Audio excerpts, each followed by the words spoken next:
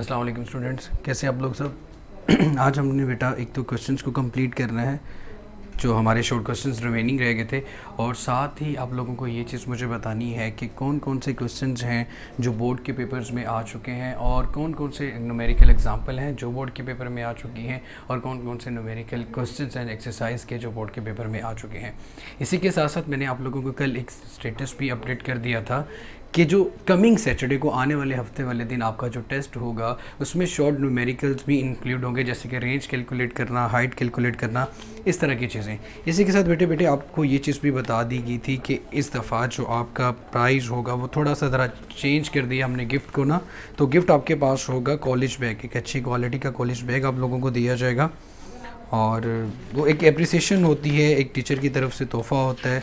तो मेरी तो यही ख्वाहिश है कि most of the students like 100 से अबव स्टूडेंट्स हमारे पास पेपर को अटेम्प्ट करें और 100 ही बैग्स ले जाएं, तो इससे अच्छी और वो क्या बात हो सकती है। तो आप लोगों ने यही कोशिश करनी है, टेस्ट सबने अटेम्प्ट करना है, कोई आप में से एब्सेंट ना हो, और इसमें आपका ही फ़ायदा है, डेफिनेटली आपका ही फ़ायदा है। कल कमेंट्स में मैं एक क्वेश्चन पढ़ रहा था, अब्दुल्ला भी ये क्वेश्चन कर रहा था कि एक पेयरिंग एंगल्स की दी जाती है और आपसे ये पूछा जाता है कि वहाँ पे रेंज सेम हो सकती है या नहीं हो सकती। तो उसका बेटा मैं आपको की पॉइंट बता देता हूँ। की पॉइंट क्या है कि अगर आपके पास कोई भी पेयर गिवन हो, लाइक जैसे 60-30 गिवन है, या 45-45 गिवन है, या फिर आपके पास 30-60 गिवन है, या 60-30 गिवन है, ऐसे दो एंगल्स जिनको सम करने से आपके पास आंसर 90 डिग्री आए, जिनको सम करने से आपके पास आंसर 90 डिग्री आए, उनकी इस दोनों वैल्यू पे जो रेंज होगी वो सेम आएगी। आप कैलकुलेट करके भी देख लीजिएगा। अब इस न्यूमेरिकल को सॉल्व करने का सबसे आसान तरीका आपको मैंने बता दी है कि आप क्या करें कि आप दोनों एंगल्स जो पेयर आपके पास गिवन है उस पेयर को देखें। अगर उस पेयर को ऐड करने से आपके पास एंगल 90 डिग्री आ जाता है तो इट मीन्स कि आपके पास इन दोनों एंगल्स पे जब आप रेंज ऑफ द प्रोजेक्टाइल, जिसे हम क्या कहते हैं, आपके पास क्या होता है, हॉरिजॉन्टल डिस्टेंस, उस हॉरिजॉन्टल डिस्टेंस को कैलकुलेट कर सकते हैं। अब्दुल्ला बेटा ये क्वेश्चन बाद में भी किया जा सकता है कि उस गिफ्ट में क्या है बेटा, कॉलेज बैग होगा जो आप कॉलेज के लिए इस्तेमाल करते हो, और उसमें क्या होना है। खैर, अब हम बात करते हैं आपके शॉर्ट क्वेश्चन 3.10 पे। तो 3.10 क्या है बेटा आपके पास, states the law of conservation of linear momentum. तो सबको बड़े अच्छे से पता है the total momentum of an, हाँ, in the absence of force the total linear momentum of the system isolated system remains constant. ये उसकी स्टेटमेंट है। साथ हमसे क्या पूछा गया जी, pointing out the importance of isolated system, और साथ ही आइसोलेटेड सिस्टम की इम्पोर्टेंस भी बता दें, क्योंकि हम आइसोलेटेड सिस्टम इसलिए लेते हैं कि उस पर किसी किस्म की कोई एक्सटर्नल फोर्स एक्ट ना करे और आपका जो मोमेंटम है वो हमेशा कंजर्व रहे। इसी के साथ साथ हमने क्या बताया गया है, explain under certain condition the law is useful even though the system is not completely isolated. तो ये कैसे पॉसिबल है, तो इसका सारे का आंसर मैं आपको लिख देता हूँ कि सबसे पहले तो हमें स्टेटमेंट लिखनी है, in the absence of external force the total linear momentum of the system remains constant. Test का सिलेबस बेटा चैप्टर नंबर 2 और चैप्टर नंबर 3 है। इसको मैं रेस करने लगा हूँ और 3.10 का आंसर लिखने लगा हूँ। 3.10 the total linear momentum of an isolated system, ये स्टेटमेंट देनी है, state the law conservation of momentum. तो वो लिख रहा हूँ, the total linear momentum of an isolated system remains constant. The total linear momentum of an isolated system remains constant, remains constant. The total linear momentum of an isolated system remains constant, हमेशा एक जैसा रहता है। ये है हमारे पास law conservation of momentum की statement. इसी के साथ हमने क्या बताना है कि ये सेटिस्फाई कब होता है, जब आपके पास किसी किस्म की सिस्टम पे कोई फोर्स नहीं लग रही होती, जब सिस्टम पे कोई एक्सटर्नल फोर्स नहीं लग रही होती, तो इसका मतलब क्या हुआ कि वो सिस्टम आपका कौन सा सिस्टम होगा, isolated system. It is the law conservation of linear momentum if it is satisfied only when unbalanced force is not present. We neglect the force that make the system non-isolated to apply the law conservation of momentum. Example क्या हो सकती है? For example, for system example लिखने लगाओ. Example heading दे दी. हम लोगों ने container एक गैस मॉलिक्यूल्स के अंदर मौजूद है, उसके अंदर inside a container we applied the law conservation momentum even the force of gravity is acting on the system. तो ये सारी एग्जांपल लिख लेता हूँ. For a system of gas molecules,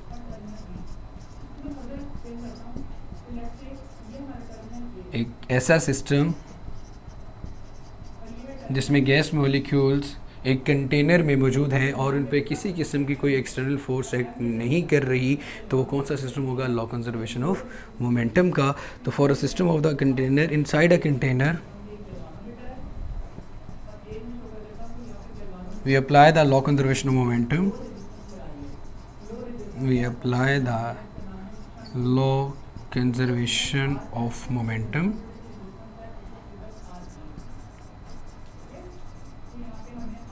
we apply the law conservation of momentum even if the force of gravity is acting on the system, even the force of gravity is acting on the system,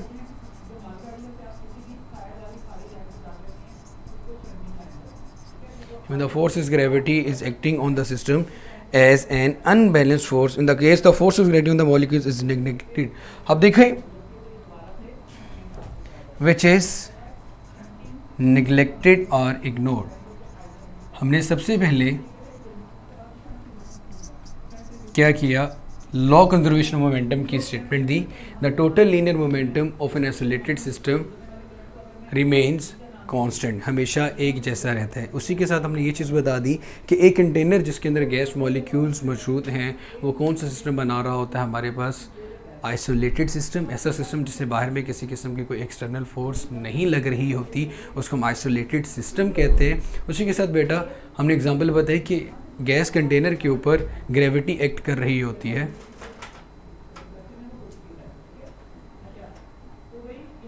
Saturday को जो test है बेटा उसका syllabus मैंने आप लोगों को कल भी लेक्चर में बता दिया था, परसों भी लेक्चर में ये चीज़ रिपीट की थी, और इवन के रात को मैंने अपनी टाइमलाइन पे पोस्ट भी कर दिया था कि चैप्टर नंबर 2 और चैप्टर नंबर 3 हमारे पास जो है उसमें से MCQs का 20 नंबर का टेस्ट आएगा.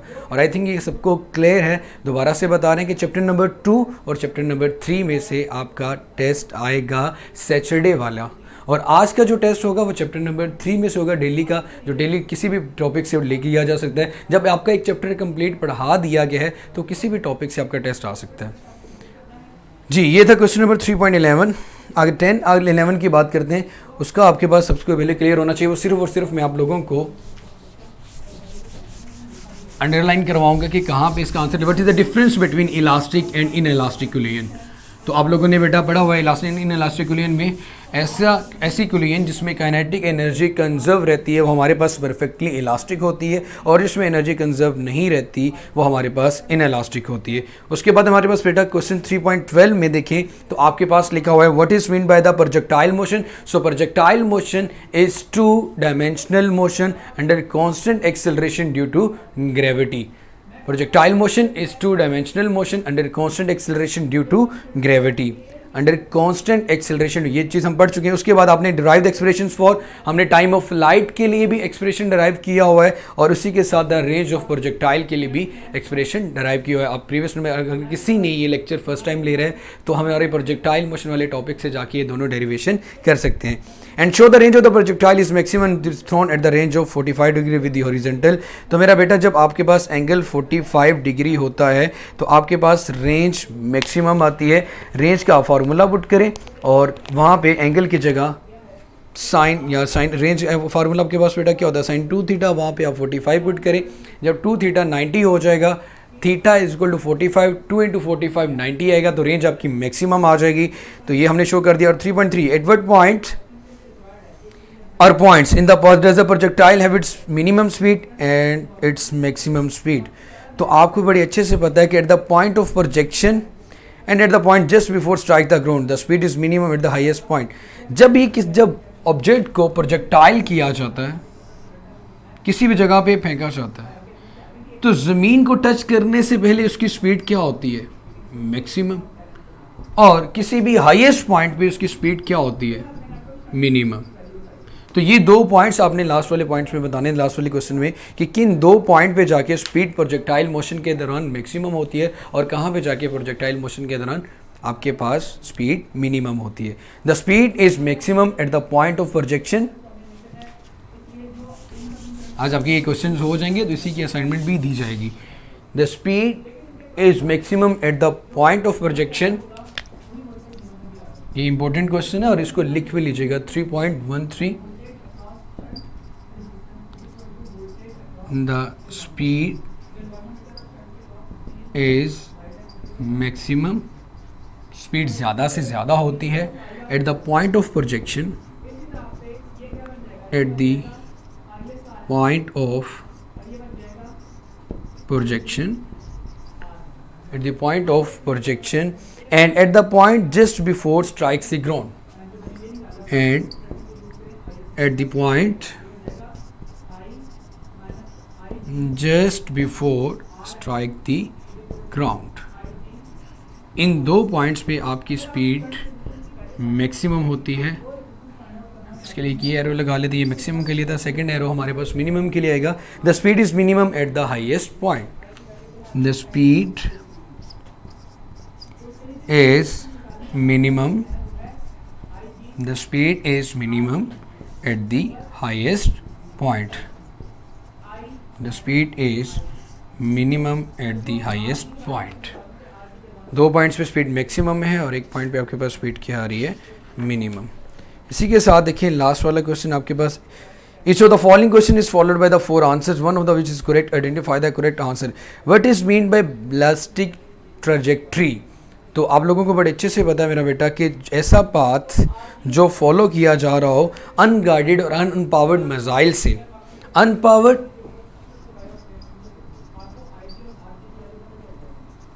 और अनगाइडेड मिसाइल जिस पाथ को फॉलो करते हुए एक जगह से दूसरी जगह ट्रेवल करता है, प्रोजेक्टाइल मोशन करता है, उस पाथ को हम नाम क्या देते हैं? Ballistic trajectory. तो ये आपके पास कौन सी ऑप्शन बनती है?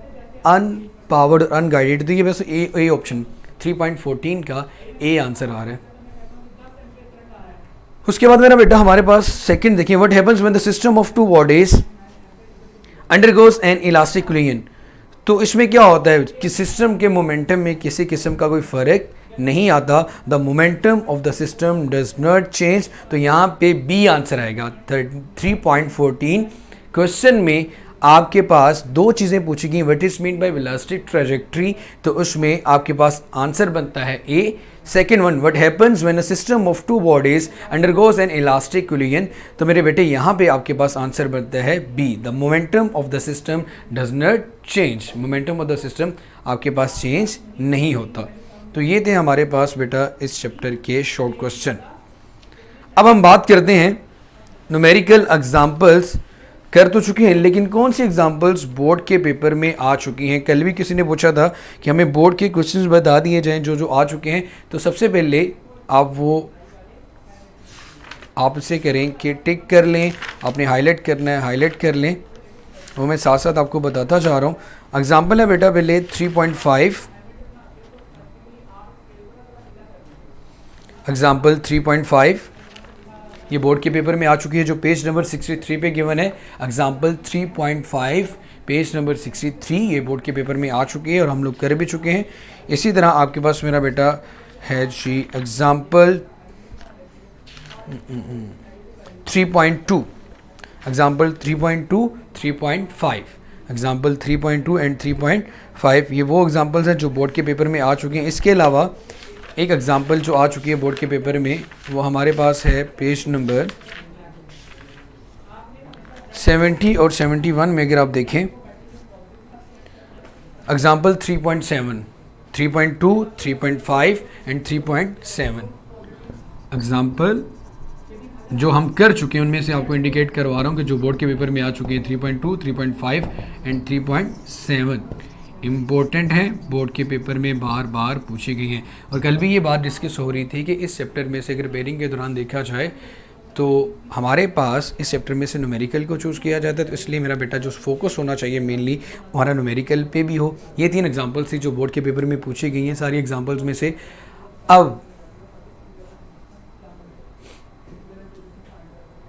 बात करते हैं बेटा न्यूमेरिकल जो आपके पास एक्सरसाइज में गिवन है उनमें सबसे पहले न्यूमेरिकल है आपके पास प्रोटॉन वाला 3.3 न्यूमेरिकल जो एक्सरसाइज पे गिवन है उन पे अगर देखें पेज नंबर मेरा बेटा आपके पास बनता है ये 74 न्यूमेरिकल पेज 74। मैं फिर इस न्यूमेरिकल के नंबर लिखता जाऊंगा। आपके पास 3.3 न्यूमेरिकल ये बोर्ड के पेपर में आ चुके हैं आपके पास। इसके अलावा मेरा बेटा हमारे पास यहाँ पे एक ट्रक जिसका भी 3.8 न्यूमेरिकल है, 3.3 न्यूमेरिकल एक्सरसाइज का 3.8 न्यूमेरिकल, और उसके साथ एक फुटबॉल वाला न्यूमेरिकल आता है हमारे पास, इसे नेक्स्ट पेज पे गिवन होगा जी। फुटबॉल वाला numerical, football is throne upward with angle of 30 degree. ये देखिए जो आपके पास कहाँ आता है फुटबॉल जी 3.10, ये भी बोर्ड के पेपर में आ चुका है 3.3, 3.8, 3.10। और इसके अलावा हमारे पास जो न्यूमेरिकल बोर्ड के पेपर में आ चुके चैप्टर में से a ball is thrown horizontally with a height of 10 metre, ये न्यूमेरिकल हमारे पास बनता है 3.11। उसके बाद 3.12, 3.11, 3.12 और उसी के साथ हमारे पास आता है जी हाँ रेंजेस ऑफ 3.13, 11, 12 एंड 13, 3.11, 3.12, 3.13। ये 6 न्यूमेरिकल 3.3, 3.8, 3.10, 3.11, 3.12, 3.13 ये 6 न्यूमेरिकल ऐसे हैं जो 6 न्यूमेरिकल जो चैप्टर नंबर 3 की एक्सरसाइज में से बोर्ड के पेपर में पूछे जा चुके हैं। और एग्जाम्पल्स में 3.2, 3.5 और 3.7 ऐसी ये 3 एग्जाम्पल्स हैं जो बोर्ड के पेपर में पूछी जा चुकी हैं। अब सबसे पहले तो हम इन न्यूमेरिकल्स को ही सॉल्व करेंगे, 3.8 को, 10 को, 11, 12 और 13 बाकी बाद में करेंगे। तो आज हम सबसे पहले आसान वाले कर लेते हैं जो मेरे टाइम कम लगे। तो देखते हैं कौन सा वाला करते हैं सबसे पहले न्यूमेरिकल। हमारे पास अगर न्यूमेरिकल को देखा जाए, आप न्यूमेरिकल निकाल लें 3.8 अ truck weight 2500 kg, mass of the truck given है, moving with a velocity of 21 metre per second, 21 metre per second की वेलोसिटी से मूव कर है। न्यूमेरिकल पेज नंबर 75 पे 3.8 न्यूमेरिकल 3.8। हम शॉर्ट न्यूमेरिकल पहले कर रहे हैं जिनकी स्टेटमेंट छोटी होती है, जिनके आने के चांसेस ज़्यादा हैं। हम इंपॉर्टेंट न्यूमेरिकल्स जो बोर्ड के पेपर में आ चुके हैं पहले करने लगे हैं, बाकी न्यूमेरिकल्स को बाद में तरतीब में देंगे। A truck weight 2500 kg and moving with a velocity of 21 metre per second collides with a stationary car। एक मूव करता हुआ ऑब्जेक्ट जब स्टेशनरी ऑब्जेक्ट से जाके स्ट्राइक करेगा तो V2 उसी ऑलरेडी उसकी वेलोसिटी क्या है 0। जी बेटा थ्योरेटिकल क्वेश्चंस भी बता देता हूँ आपको, पहले न्यूमेरिकल की बात कर लेते हैं। कल थ्योरेटिकल क्वेश्चन और शॉर्ट क्वेश्चंस बता दूंगा जो बोर्ड के पेपर में आ चुके हैं। फिलहाल आज सिर्फ न्यूमेरिकल की बात होगी। उसके बाद मेरा बेटा एक 1000 kg की कार है जिसके साथ जाके स्ट्राइक किया, लेकिन वो रेस्ट में, तो उसकी फाइनल वेलोसिटी, आपकी initial velocity of the car क्या होगी 0, बिफोर द कोलिजन 0 थी। टू फाइंड, हमें एक्चुअली क्या कैलकुलेट करनी है, the truck and car moves together after the impact, आपस में टकराने के बाद वो दोनों मूव करते हैं और उनकी वेलोसिटीज़ में क्या आता है चेंज। तो कैलकुलेट देयर कॉमन वेलोसिटी, जो उन दोनों की कॉमन वेलोसिटी जो चेंज आया वो आपने बेटा क्या करना है calculate. Total momentum before the collision equal होता है total momentum after the collision, m1 v1 plus m2 v2। Law conservation of momentum use करेंगे, m1 v1 prime plus m2 v2 prime. So total momentum before कुलियन भी आपके पास आ जाएगा, फिर total momentum after कुलियन भी आप calculate कर लेंगे। लेकिन वो कहता है कुलियन के बाद उन दोनों की वेलोसिटी, कॉमन वेलोसिटी जो सेम स्पीड होगी वो आपने कैलकुलेट करनी है। मतलब v1 को इक्वल लिखेंगे v2 प्राइम के, जो कि आपके पास आ जाएगा v के इक्वल। तो हमें एक्चुअली वो चीज़ कैलकुलेट करनी है v। मैं यहाँ पे सॉल्व कर देता हूँ आपके पास, इसको मैं रेस करने लगा हूँ बेटे, न्यूमेरिकल 3.8, और आपने ये साथ साथ नोट भी करना होगा और असाइनमेंट में मुझे सबमिट भी करवाना होगा। ये जो चीज़ें आप लोगों को बताई गई हैं, चीज़ें आप लोगों ने नोट कर लेनी है कि कौन सी एग्जांपल और कौन सा न्यूमेरिकल नंबर बोर्ड के पेपर में आ चुके हैं। अभी हम सॉल्व करने लगे अपना numerical 3.8, mass of the truck, mass of truck, इसको हम नाम दे देते हैं m1 का, जो कि हमारे पास गिवन है 2500 kg, 2500 kg। Initial velocity, truck जिस स्पीड के साथ मूव कर रहा है वो है उसकी initial velocity of the truck, जिसको हम नाम देते हैं v1 का। वो 21 मीटर पर सेकंड की वेलोसिटी से मूव कर रहे हैं। उसके बाद क्या होता है, collides with the stationary car, एक रुकी हुई गाड़ी के साथ जाके वो टक्कर खाता है, टकराता है। जब रुकी हुई गाड़ी की बात कर रहा हूं, गाड़ी का मैस गिवन है, mass of the car, mass of car m2, वो हमारे पास कितना है जी 1000 kg। लेकिन वो स्टेशनड है, like initial velocity of the car, station रुके हुए ऑब्जेक्ट की वेलोसिटी क्या होती है 0, initial velocity of car v2 is equal to 0। उसके बाद हमसे क्या पूछा गया जी, the truck and the car move together after the impact, आपस में कुलियन के बाद वो दोनों एक ही डायरेक्शन में मूव करना शुरू कर देते हैं। कैलकुलेट देयर कॉमन वेलोसिटीज, इनकी common velocity, common velocity after कुलियन, आपको पता है जी आफ्टर कुलियन जो वेलोसिटी होती है v1 की वो क्या होगी v1 प्राइम, और v2 की वेलोसिटी क्या होगी v2 प्राइम। वो कह रहा है दोनों की वेलोसिटी सेम है और इसको हम एक ही नाम दे देते हैं v का, और जो कि हमें क्या करना है कैलकुलेट। हम जो यहाँ पे यूज़ करेंगे वो क्या होगा, law of conservation of momentum. टकराने के बाद उनकी वेलोसिटी सेम है वो हम देख लेंगे, v1 की जगह पे v रख लेंगे और v2 की जगह पे भी v प्राइम रख लेंगे। यहाँ पे लिख लेते हैं m1 v1 plus m2 v2 is equal to m1 v1 prime plus m2 v2 prime. ये आपके पास है टोटल मोमेंटम बिफोर कुलियन, ये आपके पास है टोटल मोमेंटम आफ्टर कुलियन। टकराने से पहले और टकराने के बाद दोनों का मोमेंटम एक जैसा रहता है, ये हम लोग लॉ कंजर्वेशन ऑफ मोमेंटम में बात करते हैं। हम सबसे पहले बिफोर कुलियन कैलकुलेट करते हैं। m1 आपके पास है 2500 मल्टीप्लाई बाय v1 आपके पास बेटा कितनी है 21, प्लस m2 आपके पास है 1000 और v2 है 0। 1000 जब 0 के साथ मल्टीप्लाई होगा तो आंसर आपके पास क्या आ जाएगा इसका 0। तो 2500 को जब 21 से मल्टीप्लाई करेंगे तो आपके पास कैलकुलेटर पे आंसर आ रहा होगा 52500, 52500 किलोग्राम मीटर पर सेकेंड।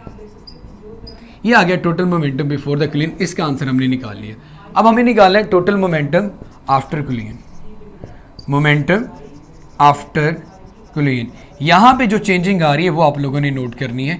वो चेंजिंग क्या है कि मैंने v1 प्राइम की जगह भी v रखना है और v2 प्राइम की जगह भी v रखना है। इन दोनों की कॉमन वेलोसिटी को हमने नाम दे दिया v का, तो ये आएगा आपके पास m1v प्लस m2v। दोनों में जो चीज़ कॉमन आ रही है वो आपके पास v है, तो ये आएगा m1 plus m2 into v। दोनों को ऐड करें 2500 प्लस 1000 इंटू वी, ये कितना बनेगा 3500 इंटू वी। अब ये देखिए इक्वेशन की लेफ्ट हैंड साइड भी आपने कैलकुलेट कर ली और राइट भी।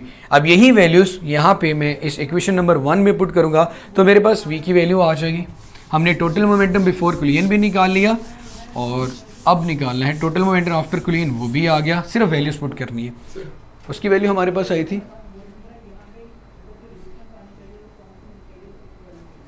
कॉमन वेलोसिटी के साथ क्या लिखा हुआ है बेटा, कॉमन वेलोसिटी के साथ मैंने लिखा हुआ है v1 प्राइम जो कि इक्वल आ रहा है v2 प्राइम के और जो इक्वल आ रहा है v के। हमने उन दोनों वेलोसिटी को एक ही नाम दे दिया v, जो आफ्टर द कोलिजन हमें कैलकुलेट करना, और साथ मैंने डाला है क्वेश्चन मार्क। हाँ, इसको ज़रा मैं थोड़ा सा नीचे करके लिख देता हूँ। आपके पास आ गया m1 v1 plus m2 v2 is equal to m1 v1 prime plus m2 v2 prime. अगर ये कंडीशन देखो तो v1 प्राइम और v2 प्राइम की जगह सिर्फ v रखना है, तो ये बनेगा m1 v plus m2 v, और इधर क्या रहेगा m1 v1 plus m2 v2 is equal to m1 v1 prime plus m2 v2 prime. तो दोनों को देखें, टोटल मोमेंटम बिफोर कोलिजन, इधर आ रहा है टोटल मोमेंटम आफ्टर कोलिजन। हमें एक्चुअली v कैलकुलेट करना है, v1 और v2 तो है, इन दोनों की जो कॉमन वेलोसिटीज है टकराने के बाद आफ्टर कोलिजन, जो इक्वेशन के राइट साइड पे आ रहा है, हमें वो चीज कैलकुलेट करनी है। तो हमने दोनों वैल्यूज निकालनी है। m1 प्लस m2 v2 की जगह लिखेंगे 52500 इज इक्वल टू, हमारे पास किसके इक्वल आ रहा है 3500 मल्टीप्लाई बाय v। और ये किरण ने मेरा बेटा आपने सॉल्व भी कर लिया था, तो वेलोसिटी आपके पास आ रही है जब ये 3500 इस फैक्टर के साथ इधर मल्टीप्लाई हो रहा है, इधर आके मेरा बेटा ये क्या हो जाएगा डिवाइड।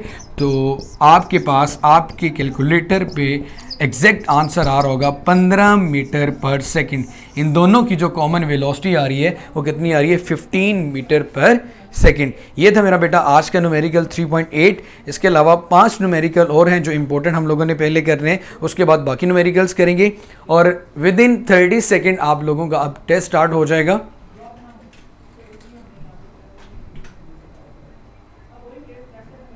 विद्या, जैसे ही आप लोगों ने पूछा ना कि आफ्टर कोलिजन आपने v1 और v2 प्राइम को क्यों इक्वल कर दिया, बेटा उन्होंने हमसे क्वेश्चन ये पूछा कि आफ्टर द इम्पैक्ट दोनों की कॉमन वेलोसिटी, जो दोनों की वेलोसिटी सेम है उसको कैलकुलेट करें। तो हम दोनों ने दोनों की वेलोसिटी को सेम मान लिया, v1 प्राइम इक्वल टू है v2 प्राइम के, और हमने एक ही नाम दे दिया, कॉमन नेम दे दिया v, और वो हमने क्या करना था कैलकुलेट आफ्टर, मतलब उनकी एवरेज वेलोसिटी, दोनों की जो एक जैसी वेलोसिटी वो कितनी होगी टकराने के बाद, तो हमने वो कैलकुलेट कर ली।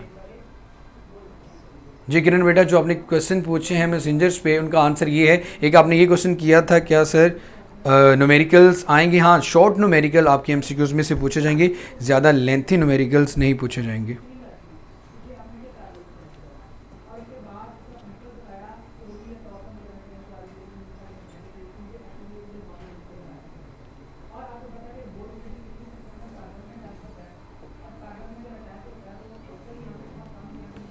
जी आपका टेस्ट स्टार्ट होने वाला है बेटा।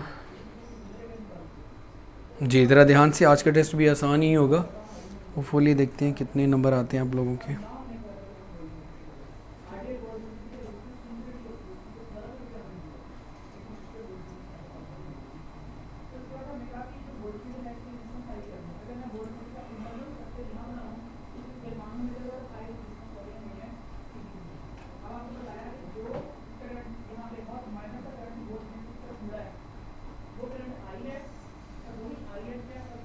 स्टेटमेंट को अच्छे से पढ़िएगा और उसके बाद न्यूमेरिकल को सॉल्व कीजिएगा। बड़ा बोरिंग होता है जब आप लोगों को ये बार बार ये चीज़ें छोटी छोटी कैलकुलेट करवानी होती है। तो न्यूमेरिकल पे कोशिश किया करें कि अगर फार्मूला आ जाए तो आप उसको खुद सॉल्व करें, तो हमारे लिए भी आसान होता है। और 15-16 न्यूमेरिकल्स होते हैं जो हम लोगों ने करने होते हैं। और जो लोग यूट्यूब पे हैं वो लोग campus.pk पे आके बेटा लॉगिन हो जाएं, ताकि एटलीस्ट आप लोग टेस्ट दे सकें, आपकी एवेल्युएशन हो जाए कि आप लोगों को कितने अच्छे से समझ आ रहा है। तो इसलिए मेरा बेटा आप YouTube पे लेक्चर देखते हैं, उसका सिर्फ यही नुकसान है कि आपको आपके क्वेश्चन का आंसर नहीं मिलता। हाँ, ये सिंधी भाई जिनकी पंजाब की बुक नहीं है बेटा, कोई बात नहीं, बुक अगर पंजाब की नहीं है लेकिन जो कॉन्सेप्ट है वो बिल्कुल सेम है। तो कॉन्सेप्ट में कोई फ़र्क नहीं आता, सिर्फ बुक का बोर्ड चेंज करने से कॉन्सेप्ट नहीं बदलता और ना ही बुक बदल रही है। अपना पेज रिफ़्रेश करें बेटा अगर आपके पास नहीं आ रहा तो, और अगर आपने एक टैब से दूसरे टैब में चेंज किया है तो। आप लोगों ने अपने कल भी क्वेश्चन किया था, तो बेटा इसकी तो मल्टीपल एग्जांपल्स हैं, आप इन बुक्स में देख लीजिएगा, सबको एग्जाम्पल देखिए आपके पास ये इलेक्ट्रिकल और मैकेनिकल एनर्जी कहाँ कहाँ पे सेम है। अब ये सिंपली से ये चीज़ देखो कि जहाँ पे भी कोई चीज़ रोटेट कर रही है with the help of electricity, या कोई चीज़ मूव कर रही है with the help of electricity, तो वहाँ पे मैकेनिकल एनर्जी और इलेक्ट्रिकल एनर्जी सेम है। चाहे घड़ी मूव कर रही है बैटरी की वजह से, तो वो भी क्या है, इलेक्ट्रिकल और आपके पास मैकेनिकल एनर्जी सेम है। मैकेनिकल एनर्जी क्या होती है, दो तरह की होती है, काइनेटिक और पोटेंशियल। और जहाँ जहाँ पे काइनेटिक और जहाँ जहाँ पे पोटेंशियल है, वहाँ वहाँ पे बेटा आप लोग ये कंसिडर कर सकते हैं कि हमारे पास इलेक्ट्रिकल और मैकेनिकल एनर्जी दोनों मिल के साथ काम कर रहे हैं। जिस जिस डिवाइस में मोटर का इस्तेमाल है वहाँ पे इलेक्ट्रिकल और मैकेनिकल एनर्जी सेम है। सेम मतलब सेम का मतलब ये है कि दोनों एक साथ काम कर रहे हैं।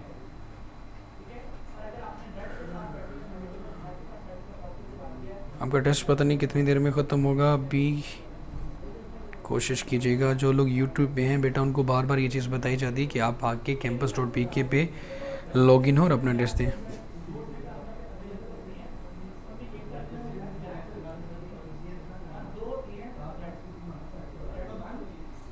जी आपका टेस्ट शो हो गया है